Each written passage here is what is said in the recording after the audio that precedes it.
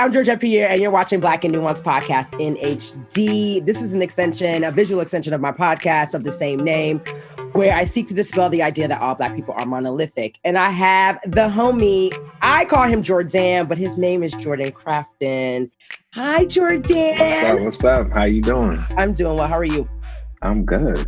Thank you for having me. No, tap you for making the time, Mr. Busy filmmaker, musician, artist, multi-hyphenate.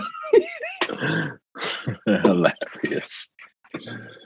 All of the things. Okay, so Jordan, I got to tell them how we met. Do you remember how we met? Because I remember how we met. I don't know. I feel I'm pressured now. I don't know. So I met you a few years ago when I used to work at VH1, and we had some type of drinking party going on our floor, and you came down. I was just like, oh, okay, there's a Black person. Like, you know, we didn't see too many of those where we were. And I ended up going to Nickelodeon, like maybe a couple of years later, and ran into you on the floor. I was like, Jordan? And then I would not leave your office alone, your bean bags alone, all of the things alone. And so here we are. Yeah, there we are. I forgot about that party. I do like free office alcohol. So. You can find me there anytime. Anytime. And so would you consider yourself, because I know you're a musician and artist and you're also a filmmaker, would you consider yourself a musician first or a filmmaker first, or kind of, you know? Filmmaker. I'm not a musician anymore. I just, in order to get certain titles, okay, you have to still be exercising that gift and practicing.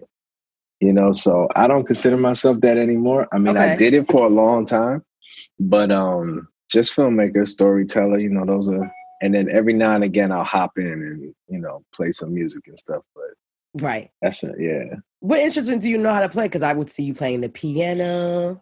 Yeah, piano and the saxophone. Okay. I love it. Shout out to your homie. He goes by Saxonist on Instagram. Right. Nigel. Yes. Now he's a real musician. He practices every day. He's performed all over the world. I mean, he's the real deal. I love that. Shout out to him. Wait, so remember how you would always joke me about Georgette After Dark being an incomplete project, and you would ask when it was coming out? What about your album? Are you still working on that? My album is done. It's just I've run through some hiccups in order to release it. So that's been the problem. It's actually kind of heartbreaking. Thanks for bringing it up. Triggered. Someone's triggered. Yeah, no, I finished it like 2 years ago, and I ran through it. Hopefully this fall. Okay. Yeah. Is it going to be jazz? What is it going to be a mixture of? What can we expect when it does come out? It's a little of everything. It's a mixture. There's some jazz on there. There's some hip hop on there. There's stories on there. It's a little everything. Yeah.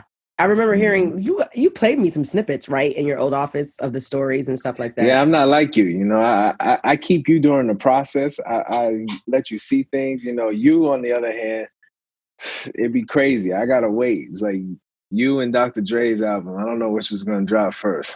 Wait, I would like you to at least credit me for sending you the first 3 episodes that I filmed back in 2017. And my editor is finishing the last 4 that I filmed the end of last year. So I have 7 episodes. Okay. I'll give you that. You 2.5 years late, but I am. That's fair. I received that. So we re-linked up again working at Nickelodeon. I don't work there anymore. I don't know if you know that. Yeah, I know that. Oh, I don't work there either. Well, I'd actually never worked there. Right. I mean, you were an extension of Nick, right? Mm-hmm. And so, but the difference between like me, like I was connected to the network and obviously got caught up in the shuffle, the COVID-19 shuffle, but you're still with Nick. How did you get to Nick? Like, how did you end up working for him and with him as his DP and all of the things? Long story short, he had a competition on his website in 2013 for 2012 for Artist of the Year. Artist of the Month. I submitted my work. I was chosen. I thought that meant that, it was all good. It wasn't. He actually had no clue who I was, because there was a whole other team running his website. So I set out to just meet him, and I went through a whole bunch of people trying to get through them. It took about 8 months. I finally met him. and we met backstage America's Got Talent, and then that's how the whole Nickelodeon thing started, because he wanted to start making a show called the Teen Nick Top 10. I remember that. Right. And he wanted to know if I could help out because his team was already working on it. And the funny thing is they got too busy. So he asked me if I could just take it on myself. And I said, sure. And then once that got picked up by the network, then everything one by one led to another. And then that's how now here we are 8 years later. I can't believe it's been 8 years. I mean, I actually didn't realize. I mean, like, I know you would tell some of the stories on Instagram and you just kind of express your gratitude every now and then on like milestones, like whether it was his birthday or the anniversary of something. And when people meet you, like you've been ingratiated into working with him for so long, but it's so interesting to hear like how you actually even got to him and the lengths that you went through to get to him. And now like you are his fucking right-hand man. Oh yeah.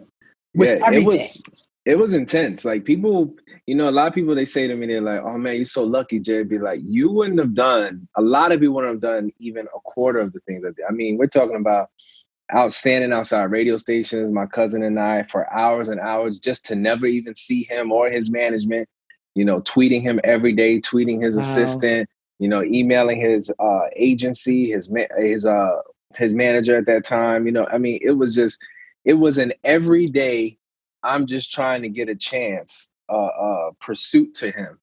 And like I said, it took 8 months, and a lot of people wouldn't be willing to do that, so, but I felt compelled to do it, and I felt spiritually led to do it. So that's where I was committed, and look, and here we are now. Right. 5 closets, 3 cars. Let me stop. Wow. That's funny. You should have seen that one coming. Jordan, that's the reason why I call you Jordan is because like you got to put a little oomph on your name. That's just a little something. I do like to enjoy myself. That's funny though. I think, I would see him coming in and out of the building, and I actually met him when I had a short stint in Miami when he came down and did a live with the radio station I used to work for. And, a lot of people kind of joke and make their comments about him, but like your one-on-one experience, what is something that we don't get to see that is like the core of him? You know what many people don't realize, and you could even attest to this, he's really a regular guy. Yeah. And people expect him to be a certain way. They expect him to be a certain way. They expect him to be ridiculously bougie. They respect him. And he's really not like that. He has everything, but his favorite things to do, his favorite places to go is just like the rest of us. His favorite things to talk about, it's just, I don't know. It's that's really it. He's just a regular guy. It's like, so whenever you get to meet him or when we be on Howard's campus or whatever, it's nothing. Some people will come to me first and they'll be like, well, you think I could talk to Nick? I'd be like, you'd be surprised. Just go to him and he'll have an entire conversation with you, give you game, give you his email address, he's really an open guy. Oh, I love that. Oh, he giving out emails? Okay, Nick. Yeah. I would have asked him when I saw him. Let me stop. Hilarious. Yeah, if you got a question or anything or you want to pitch him something, he'd be like, let's go. Dial in. Oh, I love that. Well, you cough. I'm a free agent. So if y'all need help with some stuff, I got you. I'm being dead ass though. So we could offline about that. But no, seriously, I actually feel really good. Like I want to lean more into doing more impactful work. And so I feel like you have been able to touch a lot of things and you're working on some things as well. What are some impactful things, or I guess one of the most impactful things that you got to work on with him because of him? I mean, that's easy. The Dr. Sebi documentary is, the most impactful, the most anticipated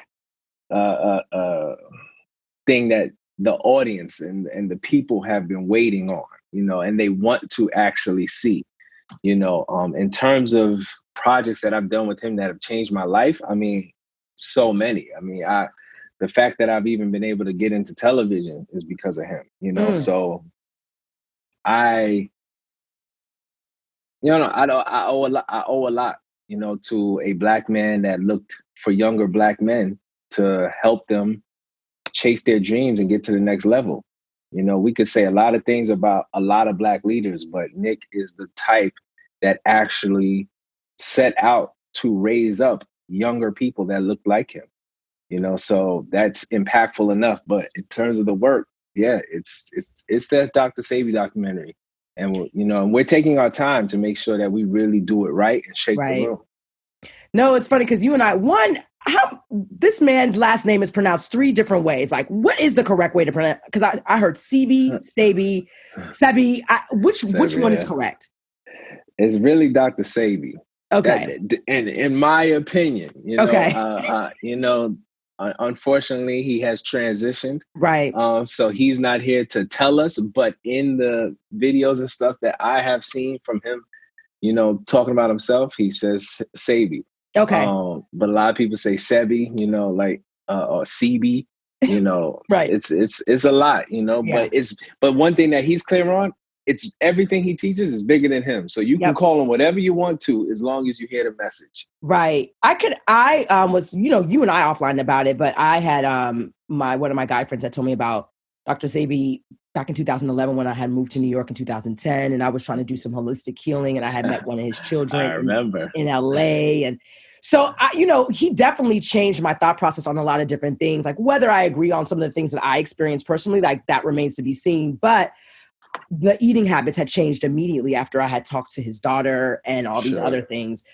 My eating habit has been trash during Rona. That's fine. I'm gonna work on that. But the shit is trash, but it is what it is.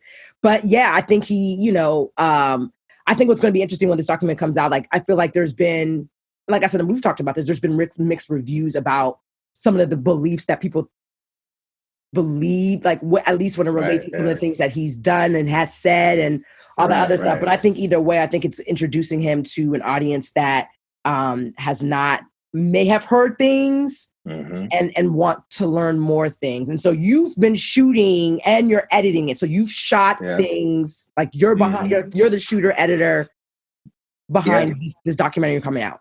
Yep. And it's been quite the journey. I mean, I can't even tell you how many hours of footage we have. Yeah. I mean, you know, we're talking somewhere north of like 60 interviews. You know, it's a lot, you know, but what I appreciate about it is even at this point in my career, because I've done a bunch of documentaries before, but I feel like my talent level is actually prepared to do this now. Like I couldn't have done this years prior, you know, just because the large undertaking and the tone of it needs to be very specific and we need to hold true to it. Because the goal is we're not trying to make anybody, you know, we're not trying to force anybody to believe anything or whatever. All we're trying to do is make people curious and encourage people to learn about what he was saying, the things he believed in, the things that's helping people all over the world and for the past, you know, few decades at least, you know, and that's really the goal, you know, and that's the thing, even just for the Black community, we just need to have more conversations, period. So this is one of those things. And that's why I love documentaries, because it just opens the room for everyone to actually talk to each other about meaningful things.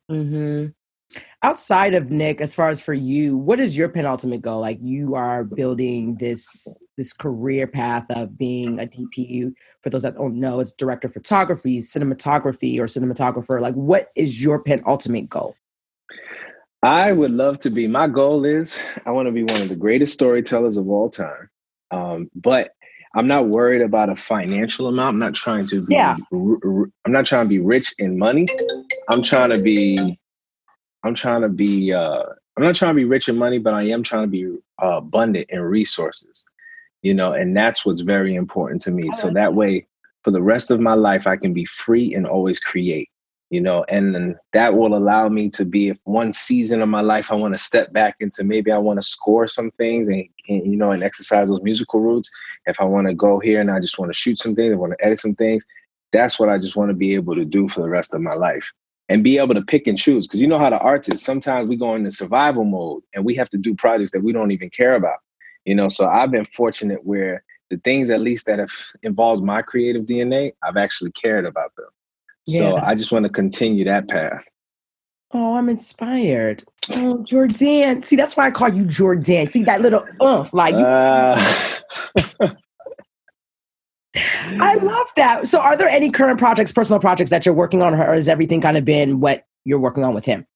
No. I'm always keeping myself keep myself open on the side. You know, I keep very strict hours for Nick, and then I keep strict hours for myself too. I love that. So, especially in the past, couple months, especially during Rona, it's like a short series of just stories throughout my life that I've been trying to tell in a unique way.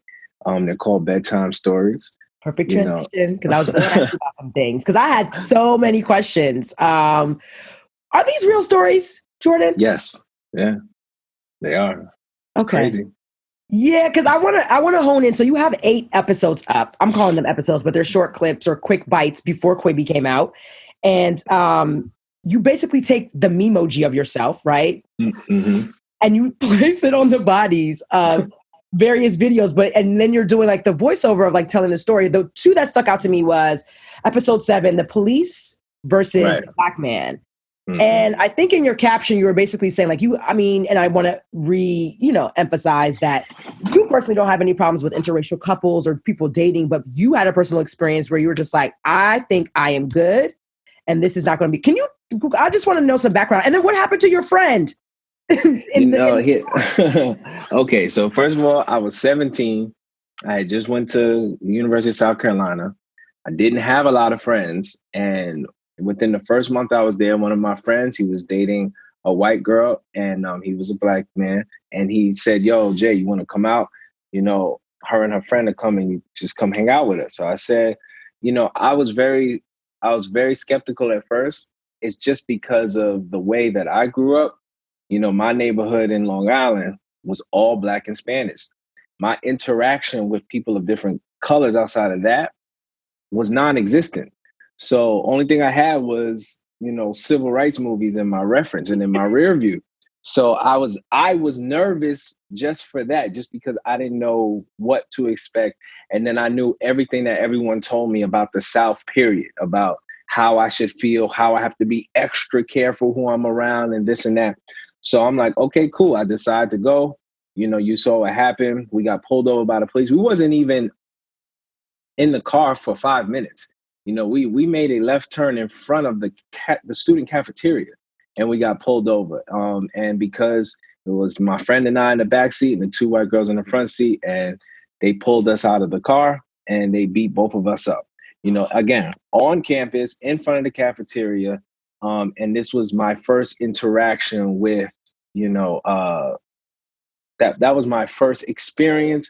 All of that. That was my first run-in with the police. That's my first everything. So what happened after that is, after they were done giving us the business, they just got in their car and they drove away. And then we got back in the car and we were just kind of silent for a while. Of course, the girls were emotional. Are you guys okay? My friend, he grew up in the South. He kind of knew how to deal with this, unfortunately. And he was just like, yo, just drive. He just wanted to continue the night. I was in such shock that I didn't really know what to do with it. So the next day I started telling some other friends that I knew, and they didn't believe me. They was like, no, that would never happen, blah, blah, especially not on campus, you're lying. So I kept it to myself and I said nothing for a couple of years, and that was the biggest mistake, because I never really got to talk about my energy. I never get to talk about those feelings. And then to this day, like if I'm out and about and a white girl even flirts with me, I get scared, and it's nothing against them. I love everything about it. It's just, for some reason, it's not for some reason. It's just because I didn't do anything with those feelings. I didn't talk to nobody. No one helped me through it. And everyone told me I was lying. So it just affected me that way. And it sucks, because love is, I'm such a big person on love that, like, I'm not even open to a certain part of it, just because, again, I didn't know how to handle it. I didn't know how to handle someone else's poor decisions made upon me off of me just being me and my friends just going to hang out. Mm-hmm. So that's what was tough about it. Oh my God. Well, it was triggering because everything that's going on with Ahmaud Arbery, the young Black man that was basically murdered for jogging Yeah. in the neighborhood in Georgia, right? But it came out 2 months later because of the video. And so the funny thing is, like, your stories, the bedtime stories are they seem lighthearted, but just to even hear like there's like real stories behind it. Because I literally, by the time I got to episode 7, I was like, wait a minute. Yeah. Is this a real? It's like, are Jordan telling real stories? And I Yes. remember you were saying like this is real, but the way you tell it, it was very digestible. And but that one definitely stood out to me because I was like, oh, this is okay, Jordan. Yeah, and it's for me, even as an artist, I am very focused on having a diverse catalog. Yeah. It's very easy for people to put you in a box. It's very easy for you to, be looked at to have a certain style and can't even grow or anything like that. I don't want that. I want to continuously grow. I'm a student, and fortunately for me, like even I know my brother, he sees all of them. And the first thing he always asks me is like, yo, how did all this stuff happen to you? Because I'm ranging stories from when I was in the 3rd grade to things that happened to me last year. So we're going through 25 years of just my history, and putting it in a way, like you said, digestible, because I know how the audience needs to receive certain things certain ways, and they don't want to feel attacked. Even though I'm going to tell you a real story about me getting beat up by the police, I don't want you to feel like I'm attacking my views on you, my history on you. I just want you to be able to just hear me and you can do whatever you want with it from there. Mm-hmm. So, yeah, but they're fun. they ratchet, then they're real. Clearly. I was just like, wait, did Nick really give him some money to go to a strip club and then the BBW episode? He did, and he changed my life. He did. He did. I'll never forget when I first threw out that first batch of money he gave me, and then I threw it out so fast that I didn't know what to do, and we still had time to be there. And his road manager tapped Nick and was like, "Yo, bro, young Jordan's out of bread." And then Nick was like, "Don't even worry about that, little homie. Gave me some more money." I'm like, "All right, here we go, part 2." So. And I can't. I actually laughed at the BBW episode because I remember when we were in the office. I think shout out to Aja. We were like, it was late night. We were all working, and you were talking about how your first experience, like a big girl picked you up, and I was just like, oh, I remember this. Yeah, she did. She tried to have her way with me. Jordan, I can't take you. I can't handle. Where do you see these bedtime stories going? Are you doing more? Like, what's going on? Yeah, I want them to go. I mean, I feel like I could do these for the rest of my life. I'll be very honest with you. And I'm opening it up where, like with that last episode about the BBW, I'm saying, guys, send me some stories, and I would love for people to tell me what they went through. And then I get to put my twist on it. And then now, again, that's another way to just stretch out these creative legs and to see how far I can get with this style. So that's what I would love to do. I already got a few stories in. They're crazy. They are crazy. And like one of them came in yesterday, and as she's sending me the voice notes, this young woman, I'm just typing back to her, wait, slow down, please, slow. This is amazing. And these are things that happen in Brooklyn over the summertime. I can't wait to put the pen and the pad to it. So that's what's exciting about it. So it's just about to be a community of us just telling each other what we went through, how we feel. And I still got plenty of my own that I want to tell, so yeah, I can't wait. I love that. If you ever need any voiceover, I always like to pitch myself, Well, I know you got the voice.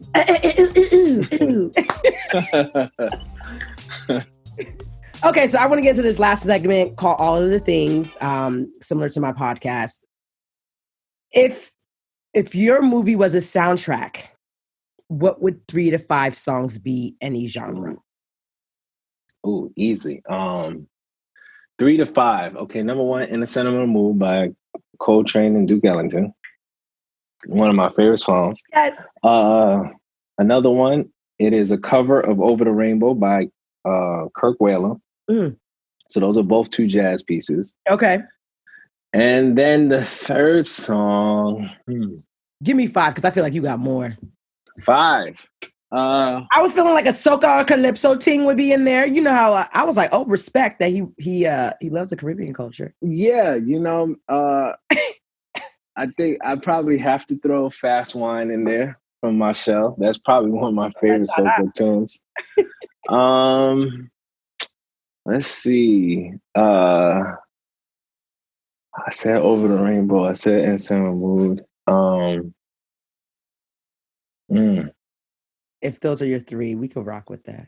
That might be my three right there. Okay. Because there's a couple other jazz songs that I know of, but I mean, Autumn Leaves is my favorite jazz song of all time, period. Mm-hmm. So that would be in there. And that version would be between Cannonball Adderley and Miles Davis. So it's so crazy. Especially as wild and as ratchet as you know me to be, this is actually, my core is literally just jazz tunes. No, I know. So, but I do love me, a good foolish song. I do love me some good quality foolishness.